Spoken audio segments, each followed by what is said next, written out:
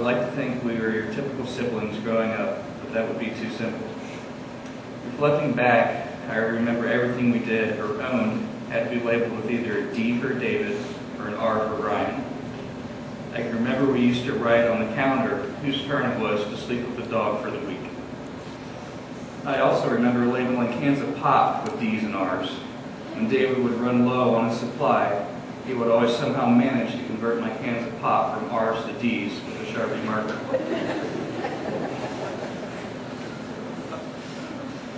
Many of David's closest friends would remember we would always bicker and fight, like normal siblings do at the Bailey household.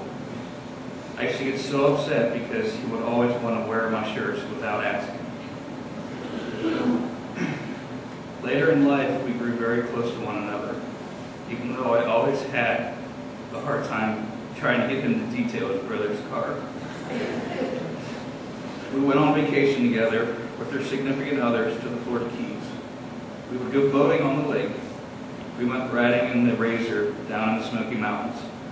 We did a lot of things that David always made them fun and exciting because that's who he was. I knew I could count on my brother, and he always made me feel safe and secure, even though he could be wild and crazy at times. Now my brother's watching over Stacy, family, and friends. His spirit is alive and will always be around us. I look at how much we grew over the years, and I'm very thankful to have had him as my brother. And I also wanted to say something with Stacy too. I know you guys were together for a very long time. I believe over 10 years. I just want to let you know that all of you will always be part of our family. And Stacy, I'll always remember you as my common law sister. Right now, I'd like to give a quick poem from a friend that they gave me. It says, "You never said I'm leaving. You never said goodbye. You were always gone before I knew it, and only God knew why. A million times we needed you, a million times we cried. If love alone could have saved you, you never would have died. In life we loved you dearly, in death we love you still. In our heart you hold a place that no one will ever fill. It broke our heart to lose you, but you didn't go alone, for part of us went with you the day God took you home." Thank you.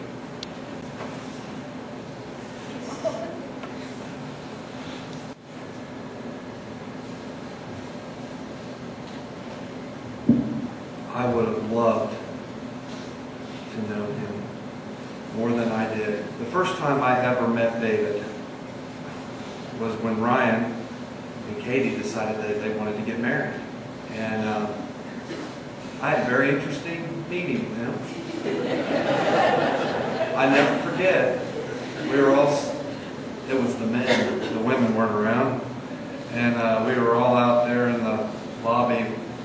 And I remember Ryan explaining to him, this preacher is cool, but he's still a preacher. And I could see the orderliness and the absolute brotherly love that was displayed. And I'll never forget that. I'll never forget, he was so good to me. Just a short time, he treated me like I had known him forever. That's just the way he was. That's the kind of guy he was. We had just met. We had never met a day before. I didn't know who he was before I met him that day at Saltport Lodge, where I think that he was about ready to have a good time. And, I think he was glad that they were getting married just because we were staying at the Salt Fork Lodge. Then he didn't have a sea-doo out in the pool. But, you know, it was phenomenal. I mean, he just talked to me and just opened his heart out. I thought, wow, what a guy. Yesterday, did something that was very difficult and hard, and I appreciate Stacy. I really appreciate how well she's held herself together. And I know that the weeks and months ahead are going to be hard. Today is hard, yesterday's hard, but we're all together. family and friends and loved ones. But I wanted to be able to paint a picture like an artist would. In order to do that, you have to have proper materials. You obviously have to have a brush and paint.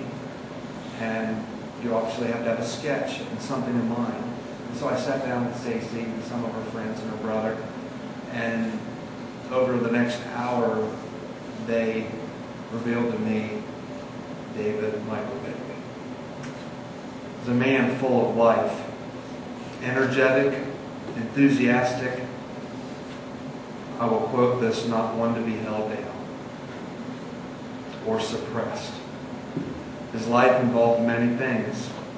His business that was successful implied his innovative ability to achieve his goals, and as a friend and family, this is a quote, his ingenious ability to stretch it up. You never knew what vehicle he just might show up in. Where'd that come from? Just had to have it. But don't you worry, I'll sell it. Didn't think I could do this good. He had a fascination with cars and motorcycles and four-wheelers, and if you didn't understand that, take a walk out in the parking lot. Here, just wonderful. By the way, all of you that came and your support with that, I love it. It's great. He could buy and then turn a profit on anything with wheels and an engine. What can be said? He was a man's man, right?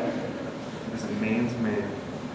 I love this part. His life consisted of love. Loved his family and his friends.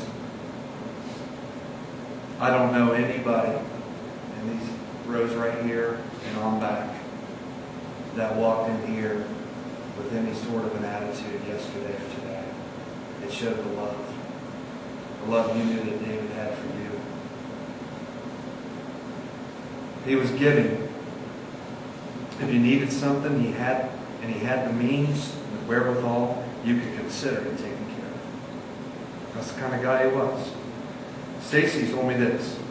He was always there whenever I needed him. I asked her, I said, give me something. Not something ornery.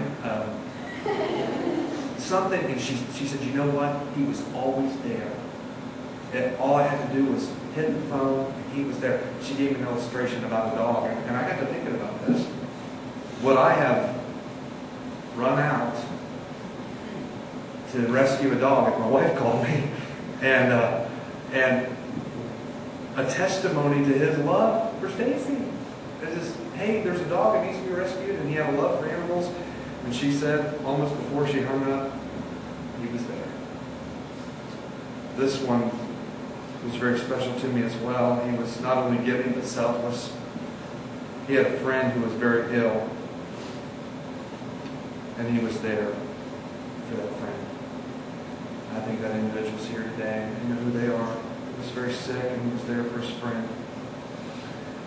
He lived for others right up until the time of his death. He was giving of himself. In thinking about what has transpired, I found a scripture, John 15:13. It says this, Jesus was speaking. Greater love hath no man than this, that a man lay down his life for his friends. Now, did David know this individual in the accident? No. Did he understand everything that was going on? No, but this is what I take. He didn't hesitate to risk his life for the need of another. In doing what he knew needed to be done, he put his life in the balances. He showed tremendous courage. It's been said of David by a friend yesterday, quote, he never ran. He never ran. If there needed to be something said, from what I understand, he would say it. But on the same token, if there was something wrong, he would want to do something right about it. He never ran.